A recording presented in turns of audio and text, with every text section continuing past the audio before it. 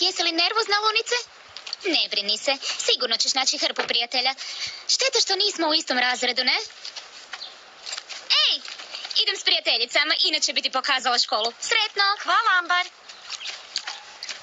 Draga, stigla si! Kako krasna torbica!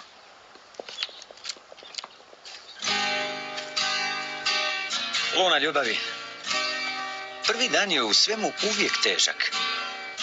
Ali siguran sam da će ti Blake South College otvoriti vrata svijeta. Ja jedino želim da mi se otvore vrata džaman rolera, tata. Ljubavi, ali to smo već raspravili.